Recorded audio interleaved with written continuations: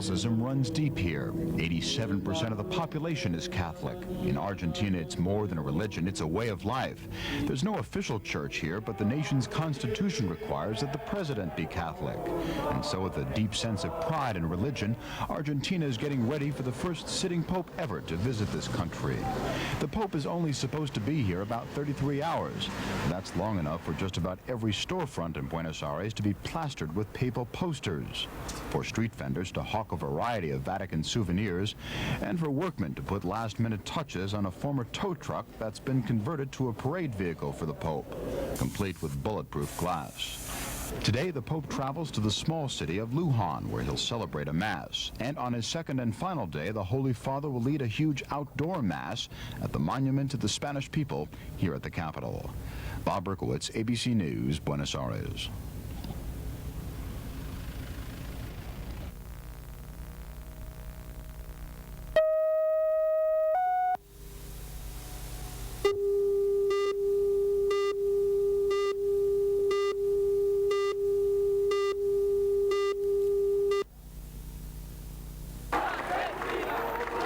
In the Plaza de Mayo and in towns and villages throughout this country, thousands of Argentinians gathered to celebrate Malvinas Sovereignty Day.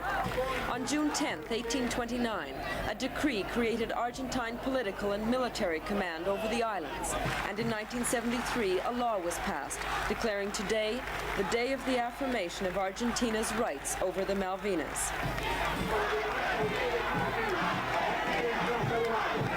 The crowds cheered as their president, General Leopoldo Galtieri, made his way from the Casa Rosata. Seldom so close to his people, Galtieri stopped to greet those who broke through the crowds to touch him.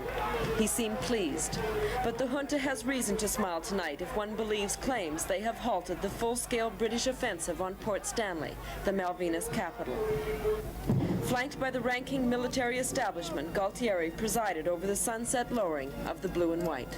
Tonight, on the eve of the historic visit of the Pope to Buenos Aires, these people seem more committed than ever to their fight and a victory in the Malvinas.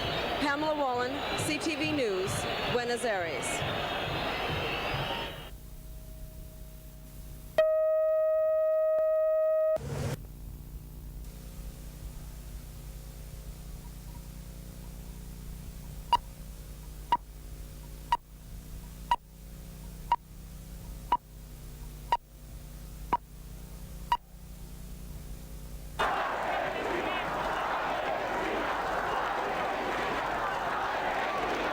In the square in front of the presidential palace tonight, it was as it used to be in the first flush of the Argentine conquest of the Falklands 2 months ago. The enthusiasm, the flag waving, the chanting.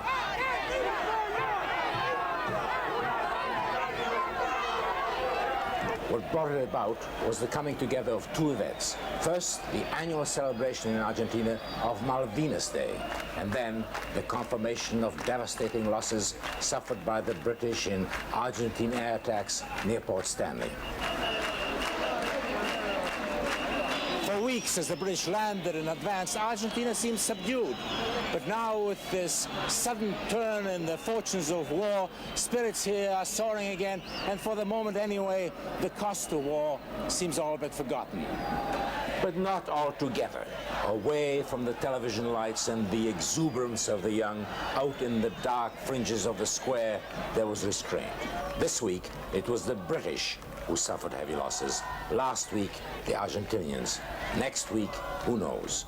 But tomorrow, the Pope arrives, and on television here, the Pope's mission for peace and the Argentine cause were intertwined.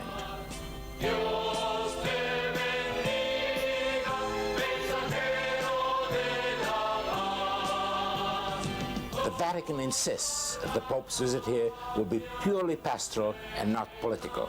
But in the do-or-die atmosphere here, John Paul may find it difficult to keep the two apart. Joe Schlesinger, CBC News, Buenos Aires.